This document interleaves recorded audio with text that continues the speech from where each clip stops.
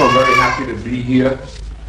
And the first place where I gotta come to the Yeshiva to give you a little more chizuk. And it says in Masechtas Negoyim, Perek Tes. The end of Perek Tes is an interesting. It says there, Omolo Chochom Godolator.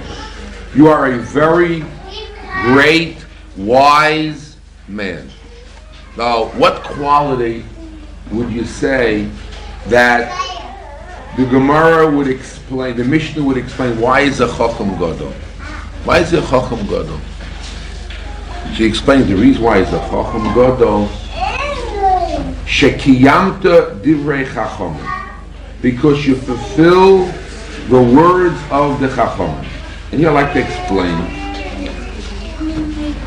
A Chacham, a wise man, is somebody who does wise things. But how do you know you're doing wise things? By listening to the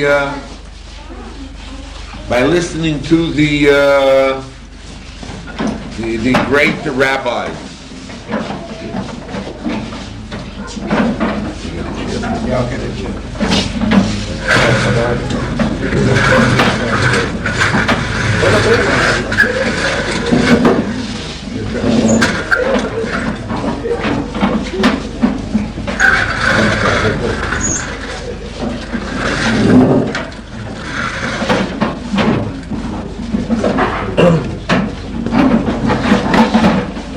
Chacham Godolator, Shekiyamta Direi Chacham. Why is he a Chacham? Why is he a wise man? Because he fulfilled the words of the Chacham. In other words, somebody who's a wise man, he does wise things. How do you do wise things? If you listen to the words of the Chachamim, so then you're a wise man. Why call the Chacham Gadol? Just say, who everybody follows the words. Who doesn't follow Chazal? I asked any Yeshiva Botzer in the world, anybody in the world, I say, you're a religious Jew. Yeah. It says in the Torah you have to listen to the rabbis. Listen to the rabbis. You listen to the rabbis. I listen to the rabbis. I do what they say. I do what they say. So what's special about and this person is called a Chacham Gadol because he fulfills the words of the Chachamim. I mean, who does it? We open the Shulchan Aruch, and most of the laws in the Shulchan Aruch are the words of the Chachamim. We fulfill it. We do it, right? Yeah. Have Arba Kosos on Pesach, and this. What don't you know? The answer is. Everybody, especially the women, know that when they get a package and they have a recipe, and it says a teaspoon of sugar and a little this ingredient for that ingredient. Instead of taking what it says, they take a pinch of this, and they add a little. They translate it the way how they understand it, and they have a little Baal Taisav, a Baal Tigra, so it doesn't come out exactly, and they don't really understand the depth of the Chachamim or fulfill the real understanding of exactly what Chazal say and what it means. So to follow exactly what Chazal say and exactly to the T and listening to the Chachamim is a very difficult position. It's not a simple. And one who does that is called a Chacham Gadol. Now here you have a little deal. If he's already following the Chachamim and doing what they say, so where is his personality? Where is his individuality? Where is he? He's just a parrot, a tape recorder, doing what they're doing. And he's mavatal himself, he makes himself kaf for the Arab, makes himself like earth, and he's only a kli, he's only a utensil, he's only doing the chachamim, so where's the person? He's only a robot, so where is why call him a chacham gadol? And he is a great man.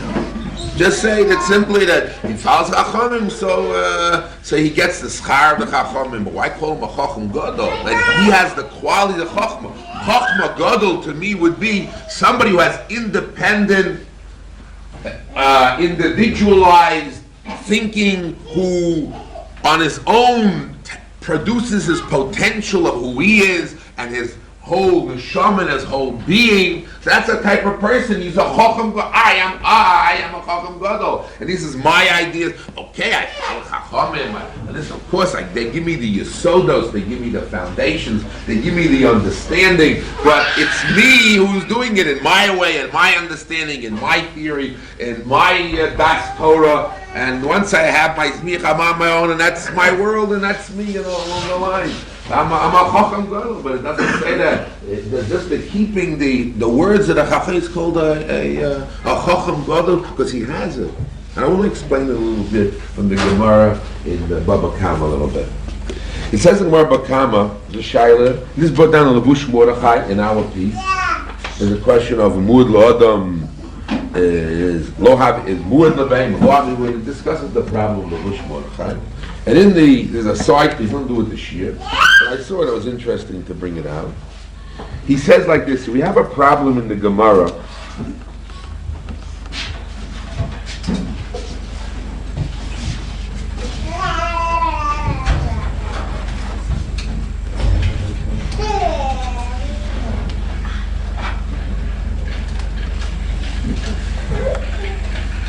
The Rambam says,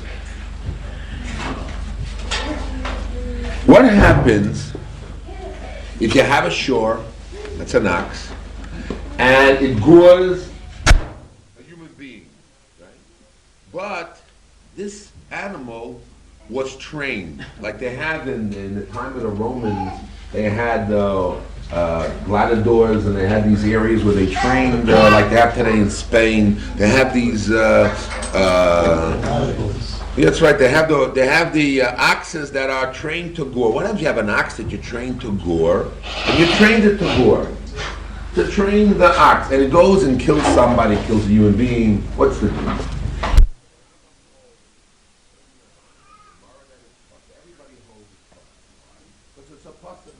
The pasuk says ki yigach v'lo sheyagichu. That if the animal on its own accord, on its own, so to speak, das, who knows if an animal has das, but its own teva decides, whatever reason it is, on its own reason to gore the animal. But what happens if you train the animal and then it would gore your potter? That's very good when it comes to the owner that killed a human being, it's potter. What happens if it does damage to another behemoth? Say, hey, you have a machlokes.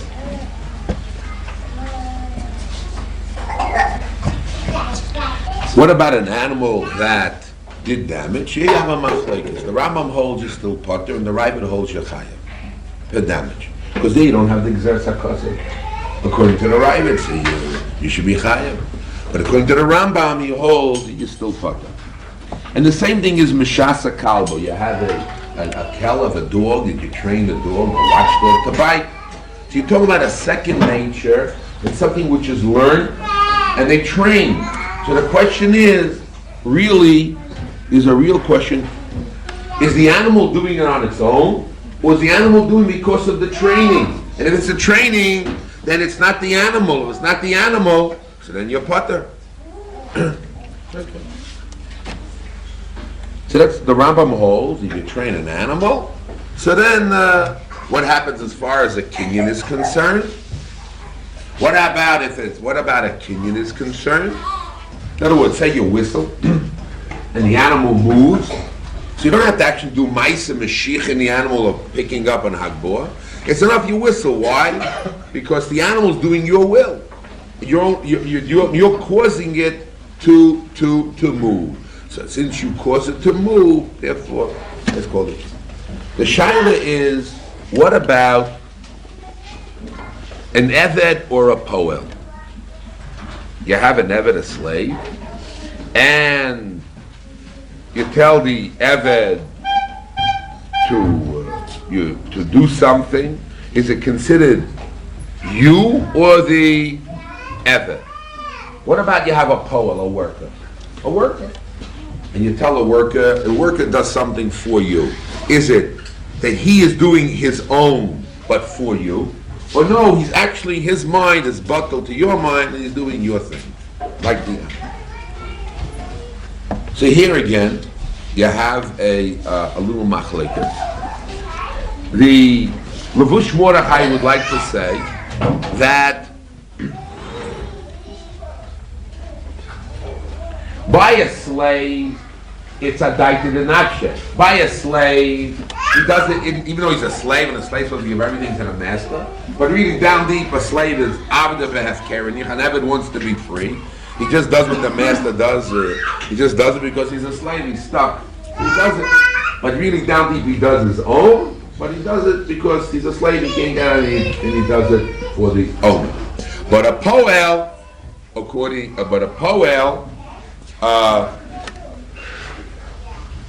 there's a machlekes, is a poel doing it for you, only for you, or no, it's for himself, a daita nachi, but doesn't for you. So sure. Sure. The question was in my mind, very simple question. What about the relationship of, let's say a Talmud to Rabbi, or a husband and wife relationship, that things are being done, what's that, how does that work? Or our relationship to God, how does that work? So there we have, definitely we're not a poel, and there we have the Chazal that says, Aseh retzoncha kirtzona, make your will his will. And there Rabbi Yonah says,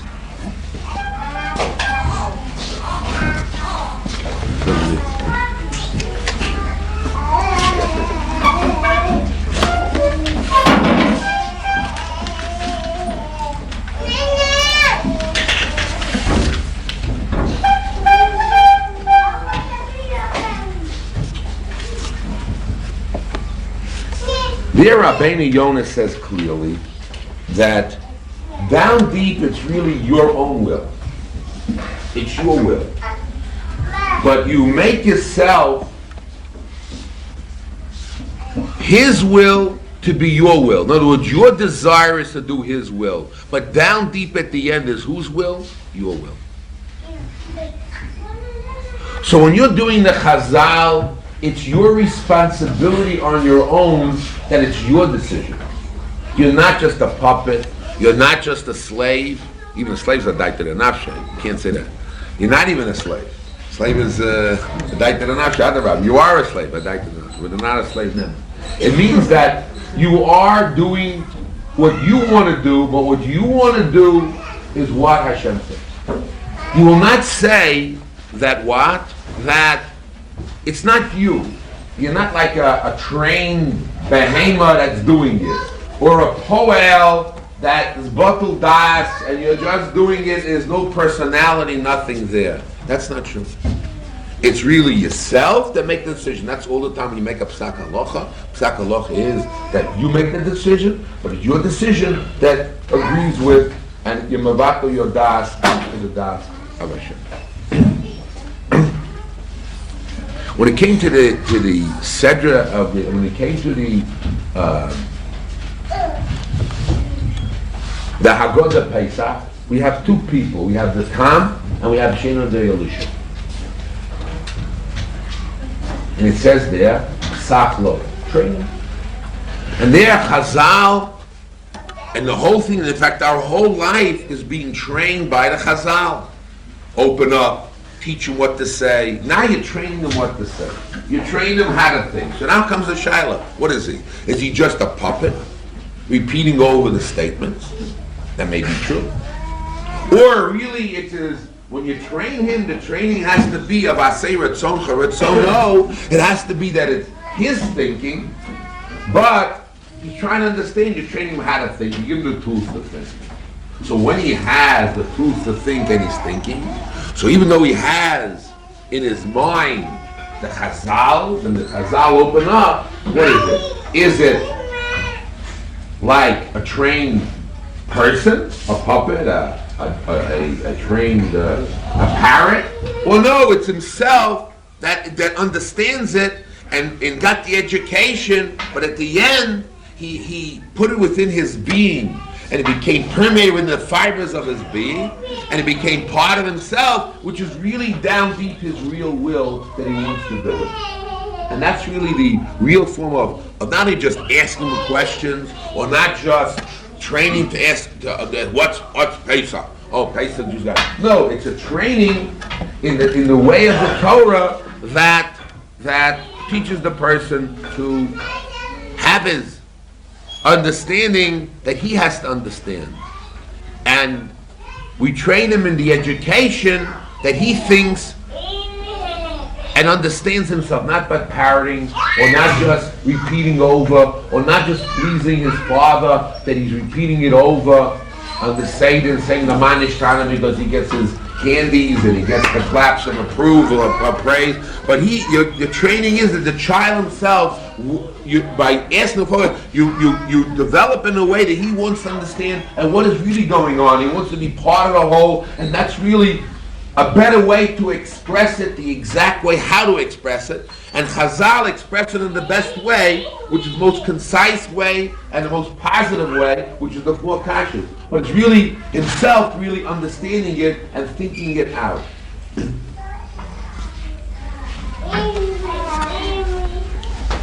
And therefore the process that's in Pesach is not just a happening that we repeat, but it's a very live and vibrant thing because it's real and active to the person himself and has that vibrancy and that light in the person himself as his own. And here we come to a difficulty, a very difficult problem. It says in Pirkei Avos, Perek Dalet, Mishnah Chafei. We all know it, but I like to explain it my way.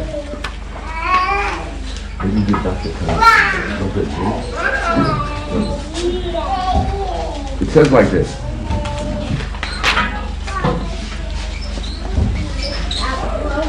Perek Dalet Mishnah Yutes, or really it's Chaf. Elisha ben Avur Omer. Haloi made Yeled Loma Hu Daima. If you teach a child, what is it like? Lidio Ksuval Nir Chodosh. It's like getting new parchment, beautiful new parchment, and you're writing in like a new suit. It has that freshness to a new house, a fresh new dress. Freshness, something sparkling, something new, something exciting, something vibrant. Haloi made Zoki, you teach an old guy. Lomu Daima Lidio Ksuval Nir Bochel. It's ink written on its old paper, and you see all the cracks and crevices, and ink absorbs one place. It's not exactly steady. It's not. So now we have a little difficulty. There's a little drush, but you got to hear it a little bit. When you're starting, let's say, in Judaism and religion, so you're like a D.O. on new paper, you get excited, stimulated. It's exciting, you know. Pesach is new, everything is exciting. It becomes live and vibrant, and you really feel you're going out of Egypt, which is America, which is Stus, which is Taivis, which who knows what it is or it means to you in the Hasidic sense of leaving Egypt, whatever that means there. But you feel something going out. You're in Israel. You feel the goodness of being on the land and Eretz Yisrael and the Torah, and you're excited that God gave you something. You know, it's like 0 to 65 or 70, and you're excited. But as time goes by, the Pesach comes. It's like D.O. on old paper. I know the laws. Don't worry. 3 matzahs. Okay. Do you need separation between the 3 matzahs? Well, the Achai Adam says it's mini kashtus anyway. Not to knock themselves out. You know the people. Oh, you have to divide it 3 for Kohen Levi Yisrael.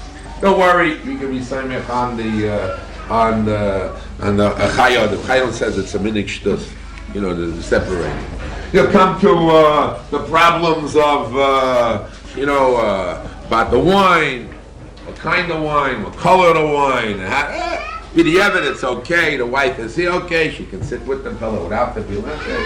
B'diavad will go. The time, don't worry. We'll make it exactly at chatzos, and we'll rush it quickly at the end and say halal quick and fast. No way, it'll all fit in. No way, we'll manage and do it exactly. Don't worry, we'll say Bagwan of Egypt, and it becomes a matter of rote. It becomes this old paper is now crumbling and little parts stick out, and you do it because of habit, and it sounds nice, and it's a family occasion, you're relaxed. But the stimulating and the excitement and the joy of Nir Chodesh, and the fact that vibrancy, that it's there. So what do we become? Do we become Anashim Mulumada? What does Anashim Mulumada mean in a sense? If I translate it in terms of a behemoth, and he's trained to do something, is he doing it or the habit's being done? In other words, is his real self, of his real personality, as a human being, as the vibrant person, is he doing the act? Or Anashim Mulumada mean it's habit, it's trained. I already trained my body to eat the matzahs. I already trained myself to say the words. And therefore, who knows, in the Maisa that's there, according to Lavush Mordechai, according to the see, what is happening there? Is it you that's doing it? Or is it the training in you that's being done automatically, like an automatic machine, like the Chinese have the automatic prayer wheel going, and automatically just the prayers go out and it just flows right out, and the singing of the songs are there, and the habit is there? Or is the scintillating, vibrant individual is there? The Ben Torah, the Talmud Chacham is growing, and every time it's a new environment, and somehow he overcomes the fact. That's what I want to get, because it really says in the Rabbi Yoina, why, it doesn't explain, I'm explaining it. Why does Chazal tell us that an old guy is like Nir Mochel? Why they say that an old man that learns Torah again, what's old? 17, 18, 23, but he's old guy, 30, it's like the old guy's learning the Torah. What's happening over there? 40, what does it mean? It means that there are difficulties. What does it mean? Rabbi Yoina says one thing is that you forget. Another thing is, you really, at a certain point, you want to push away the learning. You don't want to learn. Because it means discipline, and it means hard work, and it means getting involved and putting your whole soul on the line, and you don't want to do it anymore. You want comfort, you want ease. And since you don't have the training from the youth, you were living in the vibrancy of it, so there's a natural tendency to push it away. And you don't want it, right? And there's a natural tendency to forget. So what do you do? Why did Chazal tell us about it? Very simple, to tell you, look for eitzes and takbulos, find ways, even though you're old, even though it's near mochel, to get that life and vibrancy back again, and understand what you're doing. There's other ways about, there are other channels. The normal channel is that if you're a young man, so then it's what? It can be on a good DR, but also for him it means stuff him in, learn a lot of Torah. You know what I mean? Don't waste your time. And for the older person, it means since you recognize there are difficulties in concentration and memory, and there are forces that push you away from getting into the swing of the depth of the hard logic and the discipline of study of Torah, and you realize there's a force, so you got to make it sweet. You got to get that vibrancy. You have to put yourself in. You have to get excited, right? Someone get excited again. I sort of picture in the States. Got to get excited about it. So that's what has to be done in order to get the Torah alive and real, that it shouldn't be a near mocha. The shaila is, how do you do it? What is the secret word? What is the magic formula? And here we have a formula which we will use. It's the Balamusa's language. It's one word. And with that word, you'll understand that we're able to, I don't know about this guy, we're able to fight against the Breslov's ideas of the Simcha and the Lubavitch and whatever, and all the Hasidic methods that they have in order to some get hooked into Torah. We have one word.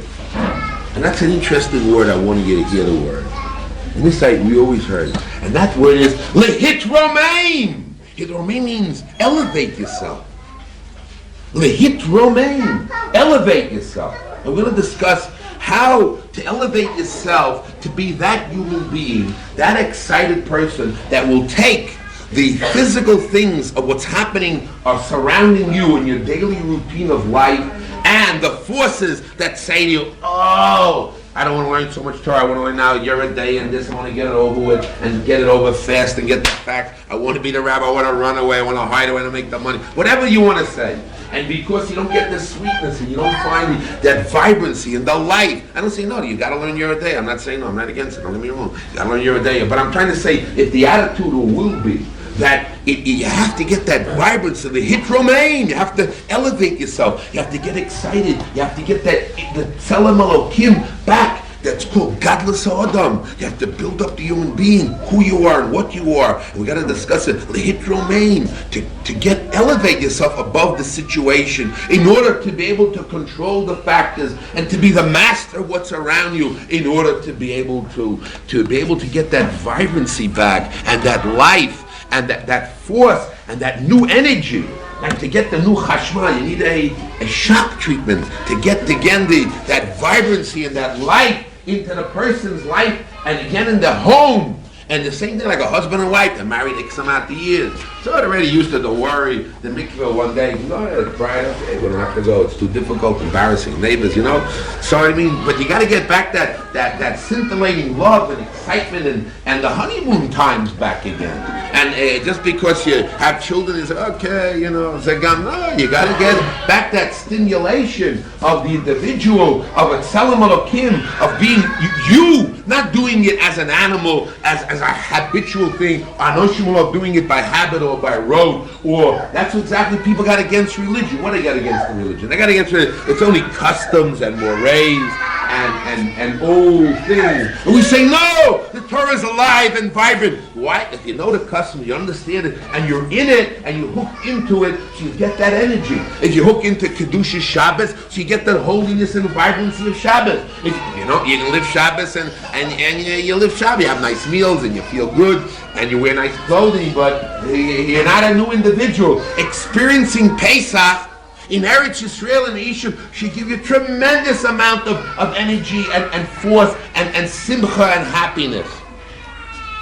Of bitochen and Hashem and emunah b'Hashem and real Hashem will make nisim niflos. What shouldn't it bring you? And all the mundane problems that we have are pushed back in the foreground. In the background. Are pushed back in the background. And the foreground you have the happiness and the simply and the godless Hashem and the energy and the seeing and the miracles and the vibrancy. Because if you're there, where are you? You're not there. I say, where are you? So I say, listen, this I learned from school. My habits are all trained from school and society, etc. So where are you?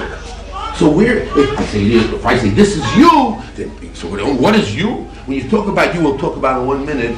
You think of your tigers and your lust. That's not you. Those are training. That's following animalistic point. That's not really you. That's not the being that the Torah is talking about. That's not the scintillating Tzelem Elokim of the vibrancy that has to be lit romain to go up high and elevate oneself. That's what you're talking about. You're talking about another thing that's there.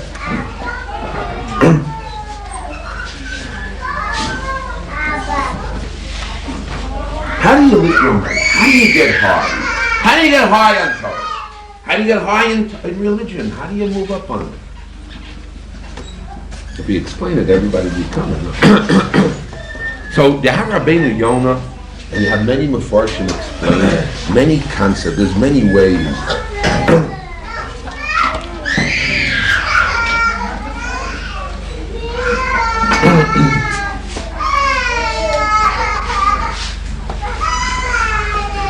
The first step is a headspace. The hitromei means a headspace. You're down in the butts. You're in the garbage, in the mud. You're wailing in mud with your tigers and your problems. And you get up and you push away a little mud. So what? Still in the mud. How do hitromei means elevate yourself out of the mud. Become that human being, that Tzelem Elokim, that vibrant and live personality and person that you have to be and should be. So what do you do? So the first step is Rabbeinu Yoina Shar Sheni Derech HaShlishi. It says like this here. Kasher Yishma Musa Chachomim V'Amuchicha. The second here, little tshuva. What do? V'yikaber b'libi kol divrei atechachom. You accept upon yourself the manner of improvement, which is very dark. Shelo yigra dover midivreihem. You're not supposed to, in one slightest point, add your own interpretation. You got to do exactly like we brought down in the Mesechus Nagoyim, exactly makabel what it says to do.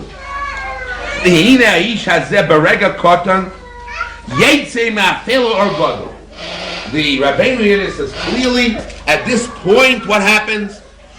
You leave that darkness and you get to this big light. You're moving out of it already. The second you have a kabbalah in your mind, you move to another headspace, to makabel upon yourself.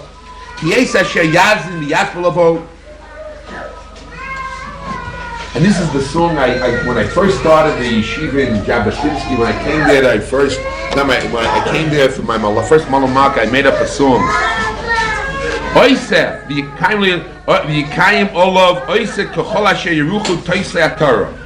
If you accept upon yourself all the instructions that those people, what type of people? Rabbeinu Yoina say, those who chap the Torah, the chappers of the Torah, if you follow what they tell you to do, then at that moment, not anybody, not any religious Jew, not a guy, the guys who chap Torah, not any Talmud Chacham, not any rabbi, but those people who chap Torah, the chappers of Torah. If you'll be a chapper of Torah, get the advice of those that chap the Torah, they tell you and you follow their instructions, at that moment you'll be literal man, you move. What? But they're going to tell you. What do they tell you? And he explains here a little bit detail. But I want to bring down in the Ein Yaakov on Masechta Kedushin, the Rif here says a wonderful word, a tremendous thought.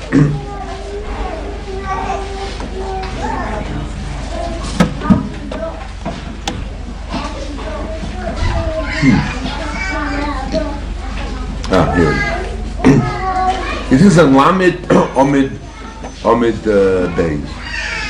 That the Torah is Sam Chaim, etc. But he says, like this, the Rif says. When you read like this, you have to understand the point well. It's involved piece, but the big word. In Teitiv Lasik B'Torah Hanikro Lekach Tov, you get involved in something good, Lekach Tov, and you get rid of Kol V'Chol, Ki Kol Hu Nimsa B'Yadecha, V'Lo Yorim Ki Hu.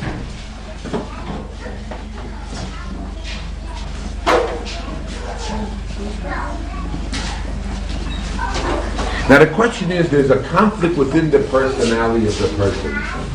The Yetzer Tov, the Yetzer Hara, the conflict. And now, if man will control and moshel on himself, be above his Yetzer,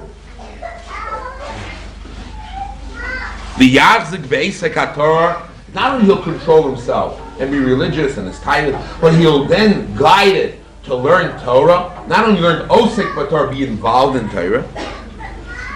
Od Yoshev Rosh, and he'll have the Memshola. In other words, it's really like a push and shove. When you push down the tithers, you go up. When the tithers go up, you go down. It's like on top of the scissors. When you're emotional, you're on top. Emotional's on top. And that which on the bottom is below. So when you push the things below, the tithers below, and control yourself, and you're directed for Torah, so you become on top. When the tithers go above, or whatever, it doesn't be tithers only, it can be any forces or ideas, whatever, and you're not a Moshel. So one of the other forces of Libro Main is that you have to master yourself, and then you go up. Master means controlling the forces below, keep them in its space, and then you're Mikro Main. It's like you push them down and you go up. They go up, you go down. That's another form, another interesting answer of how litromain. There's a lehitromain beprat for an individual, and the lehitromain hitromamut for a cloud, like a Beit Knesset, a Yeshiva. There's also forces for the tzibur, how to litromain. One of the main ways is emunah and other things. I don't want to get involved in, but that's just the concept. We have person. The key word that I want to bring out is lehitromain. Lehitromain. Elevate yourself. Pick yourself up from the garbage, from the mud, and elevate yourself. One of the ways of elevating yourself is by elevating God. When you elevate God, that's what it says, Romamu. We elevate God, and you give him his place, and you get into your place, your proper position. Now you're above God, and you're a Godhead, and you're above all. But you elevate God, and then see that in the world, there's forces of God in the world, and he runs the world, and you're just one of his subjects, then you become elevated because you hook into him.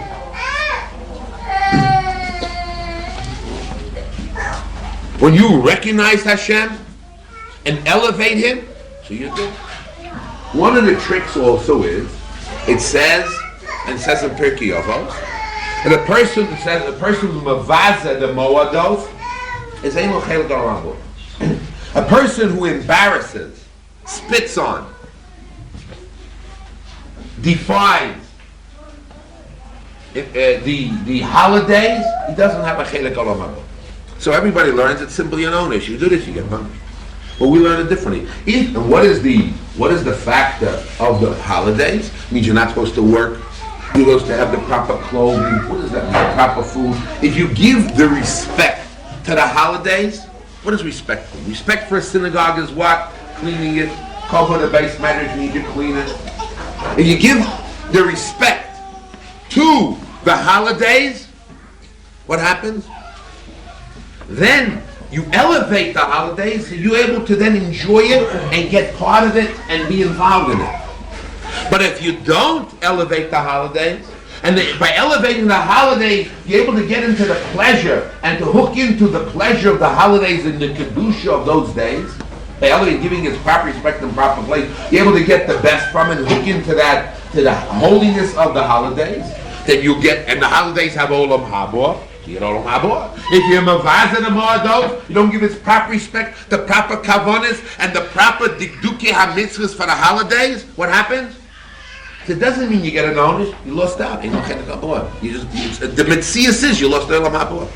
Because in order to get the proper usage, you got to give the proper position, the proper cover. Same thing with a wife.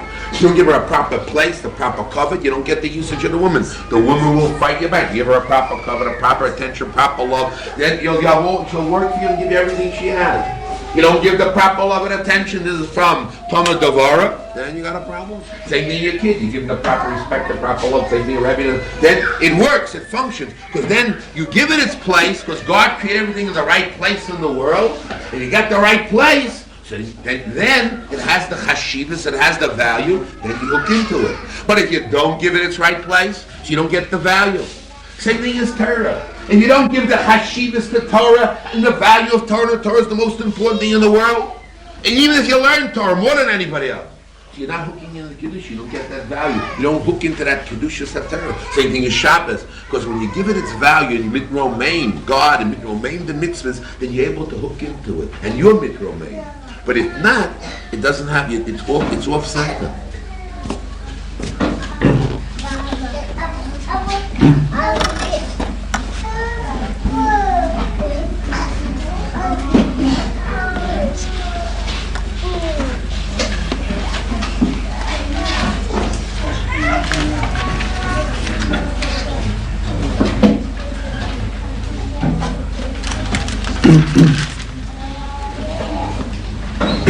Now, with all the work that you do, no matter what you do, the Gemara in Kedushin Lamed Aleph on the base says, "Ilu Hashem Ozro Eino Yochel."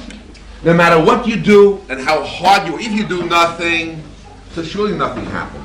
But if you'll do something and try, to be mitromain, to elevate yourself, to be the human being, to get that enjoyment out of life, to be the Tzelem Elokim, the image of God, and not to be a parrot, and not to do things by rote, but to get that vibrancy and get that the parts of yourself to develop in the way that God created to be that individual, to get that energy out of yourself into the world, and to get the energy of the sap into the energy of the holidays, of the Torah, of the Yeshiva, or whatever it may be. If you'll do that, even with all that, you have another problem. With all what you do, no matter what you do, if it isn't for Hashem that helps you, nothing can happen. Because at the end move, you know, it's a gift from God. If you don't do your share, you get nothing happen. But if you do your share with all your energy, then God has to give you the bracha. Like the bracha for the holidays. It says, Mordechai, you get the brachas for the holidays, you get the brachas for the things if you do your side. But if you don't do your side, you can't expect anything to happen. It doesn't happen. And it won't happen. But if you show chashivas and energize and do the work and become that individual and give the cover to the Torah, whatever it is. What is histapkus? No, you just say you have to have histapkus. Histapkus means be happy what you have. So there's two ways of looking. One is sour grapes. Look, I really want a lot of things. What can I want? Money, I want covet, I want a lot of Torah. Okay, I want to go to the biggest yeshiva. What can I do? I'm limited. So I'll take the little what God gives me, sour grapes, I'll enjoy what I have. Baruch Hashem for what I have. Baruch Hashem, I have this. But down deep, a person has aspirations for the world. What can he do? He's only a human being. He can't do the whole world. If he could live 24 hours a day and run around, and he can have all the time. Who knows when there weren't religious laws? Who knows what? Who knows what we would be doing? But your eyes would be big like the sun, and it would even bigger than that. It would be like galaxies. Who knows what? And your heart. Who knows what the person would do? So histapkus in one way, the normal way people think is Baruch Hashem. What I have, I'll live, I'll enjoy, I'll have. That's not histapkus. Histapkus means a little different. Histapkus means whatever you're supposed to have, the best you're supposed to have, and all what you're supposed to have, God gives you. Nothing more. You don't need anything more. That's histapkus.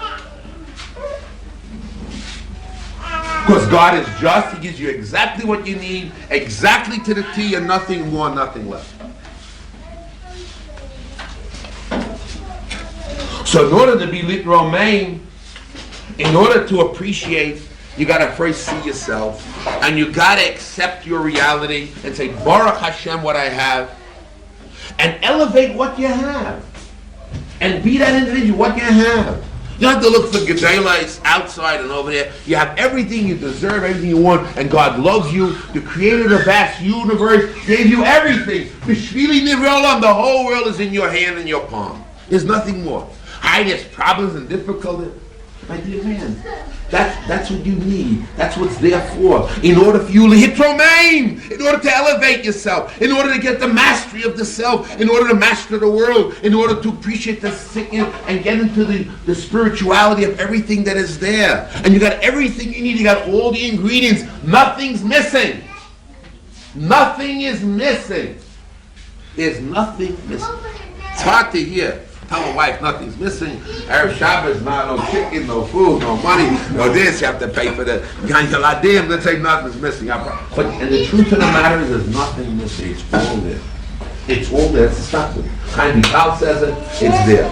So if we understand it's all there, and it's only our job, lehit romain, to get excited, to use our human being, the Tzelem Elokim aspect, and use it, and push down those forces that are there, and be a master of it, so then it would be very simple to do it. At this point, I want to come to a Chiddush Niflo Ad Ma'od, which when I was in Chutz La'aretz, I saw, and I told it over to many people, and I just want to tell it over to you. I wish I had a machine to stencil it, but I imagine everybody in the Yeshiva read it, but I want to read it again with you.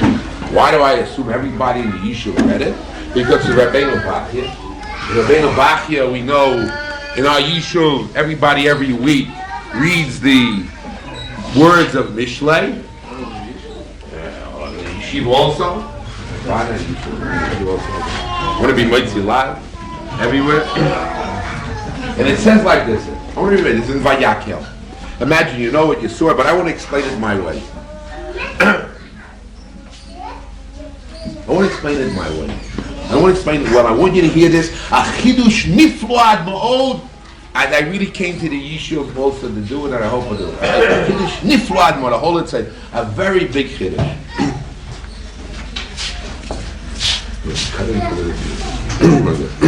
I'll do it. I'll tell you. A chidush niflo ad ma'od.